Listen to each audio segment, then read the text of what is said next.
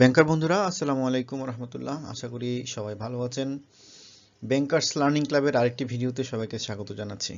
আমরা ইনকোটার্ম নিয়ে ধারাবাহিক আলোচনা করছিলাম। আমার আগের একটি ইনকোটার্মে আমি আলোচনা করেছিলাম ইনকোটার্ম কোন কোন বিষয়গুলো নিয়ে আলোচনা করে, কোন কোন বিষয়গুলো নিয়ে আলোচনা করে না। অর্থাৎ ইনকোটার্মের মধ্যে আমরা জানি ইনকোটার্ম হচ্ছে তিনটা লেটার নিয়ে গঠিত একটা টার্ম, যেখানে বিভিন্ন কস্ট, ইন্স্যুরেন্স, রিস্ক ট্রান্সফার এবং ডেলিভারি এসব নিয়ে আলোচনা করে। কিন্তু আরও অনেক বিষয় আছে সেলার এবং বায়ারের মধ্যে, যেগুলো নিয়ে ইনকোটার্মগুলো কোনো আলোচনা করে না।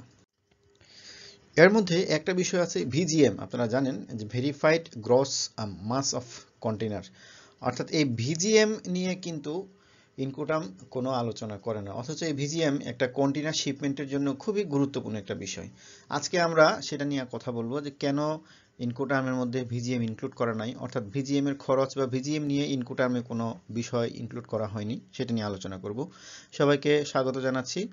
যারা আমার চ্যানেলটিকে এখনও সাবস্ক্রাইব করেননি অবশ্যই সাবস্ক্রাইব করে নেবেন, লাইক বাটনে ক্লিক করবেন যদি আমার ভিডিওগুলো ভালো লেগে থাকে, শেয়ার করবেন অন্যদের সাথে যাতে অন্যরাও উপকৃত হয়, আর মোস্ট ইম্পর্টেন্টলি বেল বাটনে ক্লিক করে রাখবেন যাতে পরের ভিডিওগুলো আপলোড করার সাথে সাথে পেয়ে যান।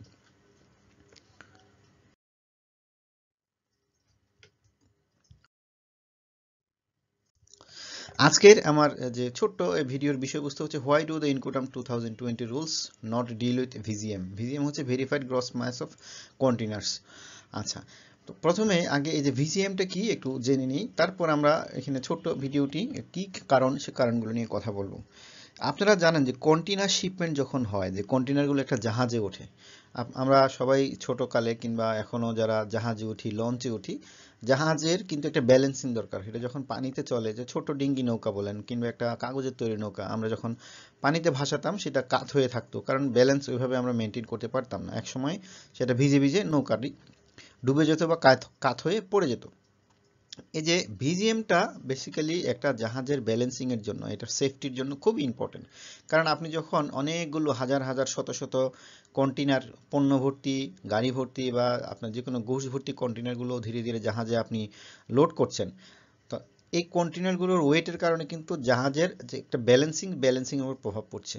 সে আপনি যদি পিছন দিকে সবচেয়ে ভারী কন্টেনারগুলো লোড করেন, তাহলে জাহাজের সামনের অংশ উপর দিকে উঠে যাবে, বা ডান পাশে ভারী অংশ লোড করলে ডান পাশে কাত হয়ে যাবে, যেটা কাত হয়ে গেলে আপনার জাহাজ কিন্তু আপনার সি রোডে এটা চলার সুযোগ নেই, এটা সম্ভাবনাও নেই।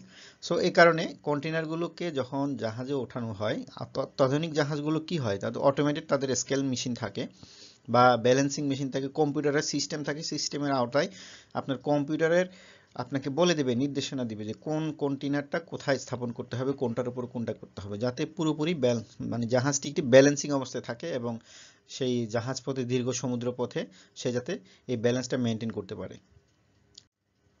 তো এই ব্যালেন্সটা যেভাবে মেনটেন করা হয়, যেভাবে এটা ভিজিএম এর মাধ্যমে, এটা আসলে দরকার কি? দরকার হচ্ছে জাহাজের সেফটির জন্য, আমি যেটা বলেছি, আর নাইলে কিন্তু জাহাজ কাত হয়ে যাবে, জাহাজ চলতে পারবে না। তারপর এই যে স্টেবিলিটি, এটা প্রিভেন্ট ফ্রম ইমপ্রপার স্টেবিলিটি, অর্থাৎ যে স্টেবল থাকাটা, আপনার যদি জাহাজের ওয়েট স্টেবল না থাকে, তাহলে কিন্তু জাহাজ সমুদ্রপথে একবার ডান দিকে হেলবে, বাম দিকে হেলবে, এক পর্যায়ে এটা কিন্তু দুর্ঘটনায় পতিত হবে। দেন সেটা হচ্ছে কলাপসিং অফ কন্টেনার, যে যদি এটা আঁকা বাঁকা হেলে দুলে যায়, আপনারা বিভিন্ন সময় ইউটিউবে সার্চ দিলে দেখবেন জাহাজের দুর্ঘটনার অনেক বিষয় দেখবেন যে কন্টেনারগুলো কলাপস করছে, অর্থাৎ পড়ে যাচ্ছে, জাহাজ থেকে সিতে পড়ে যাচ্ছে। তো এটাও কিন্তু ওই যে ব্যালেন্স করে যদি কন্টেনারগুলো রাখা না হয়, সেক্ষেত্রে এই সমস্যাটা তৈরি হয়। তো এই ব্যালেন্স করার জন্য কন্টেনারের যে ওয়েট, সেই ওয়েটটা আসলে নির্ধারণ করা হয় এই ইন্টারন্যাশনালি এই মানদণ্ড দিয়ে, যেটা হচ্ছে ভিজিএম। এই ভিজিএমটা কিন্তু 2016 সালের আগেও ছিল না। 2016 সালে আইএমও সোলাসকে ফোর্স করে যে এই ভিজিএমটি ইম্পোজ করার জন্য, এরপর থেকে এটা ইফেক্ট হয় 1 জুলাই 2016 সাল থেকে। ভিজিএম ডিক্লেয়ার না করে কিন্তু কোনো কন্টেনারকে এখন আর লোড করতে অ্যালাউ করা হয় না, অর্থাৎ জাহাজে কোনো কন্টেনার ভিজিএম ছাড়া, অর্থাৎ ভিজিএম মেজারমেন্ট ছাড়া ওই কন্টেনার লোড করা হয় না। তো এই ভিজিএমটা আপনার কিভাবে মেনটেন করা হয় বা কিভাবে এটা নির্ণয় করা হয়? আপনার কন্টেনারগুলো কিন্তু দুই রকম থাকে, মানে ভিজিএমটা নির্ণয় করার সময় দেখা যায় এই কন্টেনারটা ফুল প্যাকড কিনা বা সিল করা কিনা। অর্থাৎ যদি একটা কন্টেনার আপনি দেখেন যে ফুল প্যাক করা, অর্থাৎ ভিতরে পণ্য দিয়ে ঠাসা অবস্থায় আছে এবং এটা সিল করা, সিলগালা করা, দেন এই কন্টেইনারটার ভিজিএম যখন ওয়েট মানে ভিজিএম নির্ণয় করা হয় তখন দেখা হয় যে কন্টেইনারটার এটা সাম অফ কন্টেইনারের যে ওয়েট, অর্থাৎ এই কন্টেইনারের যে ওয়েট থাকে এমটি অবস্থায় যে ওয়েট থাকে টায়ার ওয়েট অফ কন্টেইনার বলা হয় এমটি ওয়েট যখন থাকে তখনকার যে ওজন এর সাথে যে কার্গো ইন্ডিভিজুয়ালি যে বিভিন্ন পণ্যগুলো থাকে পণ্যগুলোর ওজন, এরপর হচ্ছে ডুমেজ বলা হয় DUNNAGE ডোনেজ, তারপর হচ্ছে প্যাকিং যে ইনসাইডে যে কন্টেইনারের ভিতরে যে পণ্যগুলো বিভিন্ন প্যাকিং দ্বারা আবৃত করা হয় প্যাকেজ করা হয় এটা, আর যে ডোনেজ শব্দটা আমি সার্চ দিয়ে দেখেছি এটা হচ্ছে লুজ উড বা matting or similar materials use to keep A cargo in position in a ship hold, অর্থাৎ একটা কার্গোকে শিপের হোল্ডে ঠিকমতো পজিশনে রাখানোর জন্য কিছু লুজ কাঠ বা ম্যাট বা এই ধরনের সিমিলিয়ার ম্যাটেরিয়ালস ইউজ করা হচ্ছে, এটাকে বলা হয় ডোমেজ। অর্থাৎ একটা কন্টেইনারের ভিজিএম নির্ণয় করা হয় কন্টেইনারটা খালি অবস্থায় প্লাস এর সাথে যে ভিতরে যে পণ্যগুলোর প্যাকেজ, এরপর ডোনেজ যেটা বলা হচ্ছে এগুলোকে সম্মিলিত যোগ করে সেই যোগফলটাই হচ্ছে আসলে ভিজিএম। এটা একটা মেথড। আবার অনেক সময় আপনারা দেখবেন যে সরাসরি ট্রাক সহ একটা কন্টেইনার ওজন দেওয়া হচ্ছে, বিশাল বড় স্কেলের উপর ট্রাকটা দাঁড়িয়ে আছে, আপনারা যদি পোর্টে দেখেন তো সেখানে ওজন করা হচ্ছে, তো সেখান থেকে এই ওজন থেকে কিন্তু ওই কন্টেইনারের ভিজিএম বের করা হয়। প্রথমে ট্রাকের ওয়েট নেওয়া হয়, ট্রাকের মধ্যে কি পরিমাণ ফুয়েল থাকে সেটা নির্ণয় করা হয়, তারপর হচ্ছে এটাকে এই যে টোটাল ট্রাক কন্টেইনার সহ যে ওয়েট থাকে, নর্মালি একটা ট্রাকের তো কনস্ট্যান্ট একটা ওয়েট থাকে, যে খালি অবস্থায় কন্টেইনার ছাড়া যে ওয়েট সেটা থাকে, সেটার সাথে তার ওই কন্টেইনার বহন করা অবস্থায় তার যে ফুয়েল থাকে সেই ফুয়েল এবং ট্রাকের ওয়েটটাকে বিয়োগ দেওয়া হয়। যে একটা কন্টেইনার সহ ট্রাকটা স্কেলে দাঁড়ালো, সে ধরেন এটা 20 মেট্রিক টন ওজন দাঁড়ালো, এরপর এখান থেকে বিয়োগ দেওয়া হয় খালি অবস্থায় ট্রাকের ওজন, সে এটা 12 মেট্রিক টন, একটা কথার কথা, আর ফুয়েলের ওজন যেটা এই 12 মেট্রিক টন প্লাস ফুয়েলের ওজনটাকে বাদ দিয়ে কন্টেইনারের ওজন বের করা হয়। দেন এভাবে ভিজিএম এর ওয়েটটা নির্ধারণ করা হয়। তো এই ওয়েটটা কিন্তু ডিক্লেয়ার করতে হয়, যখন আপনি কন্টেইনারটা লোড করছেন তখন কিন্তু ডিক্লেয়ার করতে হয়। তো আমি সামনে একটা ভিডিও তৈরি করব, কারণ আমার কাছে বেশ কয়েকজনই জানতে চেয়েছেন এই যে ভিজিএম নিয়ে, আমি ভিজিএম নিয়ে একটা ছোট্ট ভিডিও তৈরি করব কিভাবে ভিজিএম এর ওয়েট নির্ধারণ করা হয়, কিভাবে এটা ডিক্লেয়ার করা হয়। তা আজকে আমরা দেখব যে এই খুবই গুরুত্বপূর্ণ একটা বিষয়, যে ভিজিএম এটাকে কেন ইনকোটার্মে ইনক্লুড করা হয়নি। একটা জিনিস আপনি পরিষ্কার বুঝতে পারছেন যে ভিজিএমটা বেসিক্যালি কন্টেইনারের জন্যই প্রযোজ্য। আপনি একটা ইনকোটার্মে কিন্তু কন্টেইনার ছাড়া অনেক পণ্য পরিবহন হচ্ছে, বাল্ক আকারে পরিবহন হচ্ছে বা লুজ আকারে পরিবহন হচ্ছে, কিন্তু কন্টেইনারের জন্য আলাদা কোনো ইনকোটার্ম কিন্তু আমাদের এই ইনকোটার্ম 2020-তে বা কিন্তু প্রিভিয়াসলি আগেও কোনো ইনকোটার্মে ছিল না। তা আমার ধারণা ঠিক এই কারণে ভিজিএমটাকে এখানে ইনক্লুড করা হয়নি। অদূর ভবিষ্যতে হয়তো কন্টেইনার শিপমেন্টের জন্য আলাদা যদি কোনো টার্ম হয় সেক্ষেত্রে হয়তো ভিজিএমকেও এখানে ইনক্লুড করা হবে। তো আমরা কিছু কারণ দেখি এখানে, যে দেয়ার আর সেভারাল রিজনগুলো এখানে কি কি বলা হচ্ছে।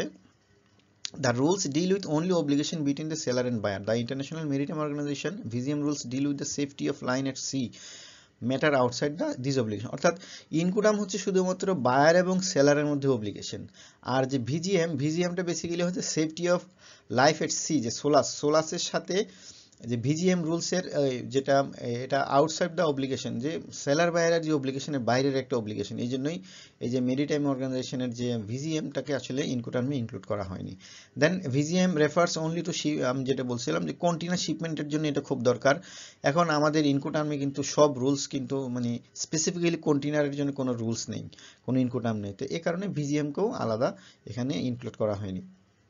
VGM applies only for an FCL cargo, full container load, অর্থাৎ এই ভিজিএমটা তখনই অ্যাপ্লাই হবে যখন কন্টেইনারটা পুরোপুরি মানে ভর্তি থাকবে, ভিতরের কন্টেইনারটা একদম ফুল লোডে থাকবে। তো এখন none of the any modes rules deal specifically with the shipment in containers, they are silent about the modes. আচ্ছা, এই যেটা বলছিলাম আমাদের ইনকোটার্মগুলোতে আসলে যে কন্টেইনার শিপমেন্ট নিয়ে স্পেসিফিক্যালি কোনো মোড নেই, তো এই কারণে এখানে ভিজিএমটাকে ওইভাবে ইনক্লুড করা হয়নি। VGM refers only to full containers being declared by the party submitting them to the vessel operator. That means if a house bill of lading used for an FCL, it will be the issuer of the house bill of lading who is the declarant as the shipper on the master bill. Similarly with LCL where the consolidator is the declarant. এটার মানে হচ্ছে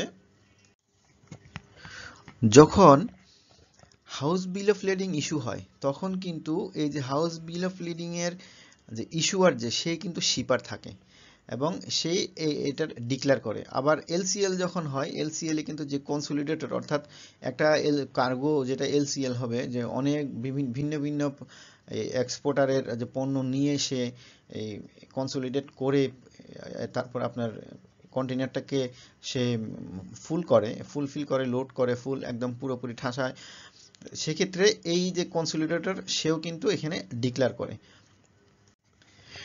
এখন আমাদের ইনকোটামগুলোতে কিন্তু এই যে বিল of লেডিং বা house bill of লেডিং এর ইস্যুয়ার বা কনসোলিডেটর যে সে ডিক্লেয়ার করছে, এইসব বিষয় নিয়ে কিন্তু বিস্তারিত কোথাও কিন্তু বলা নাই।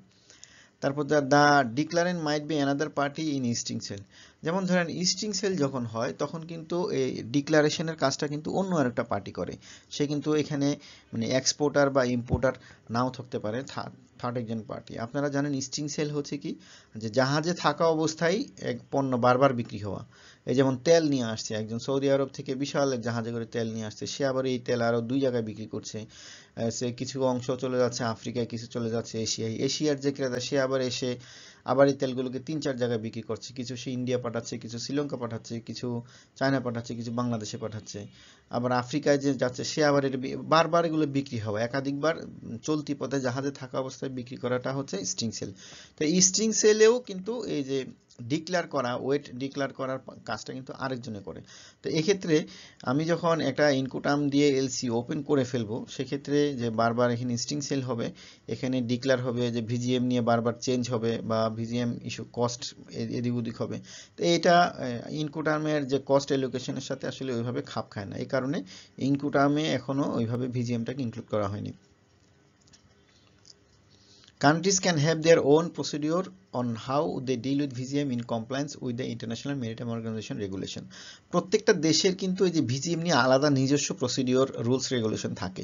তো এই কারণে যদি ইউনিক রুলস রেগুলেশন থাকতো তাহলে এটা ইনকোটার্মে হয়তো ইনক্লুড করা হতো।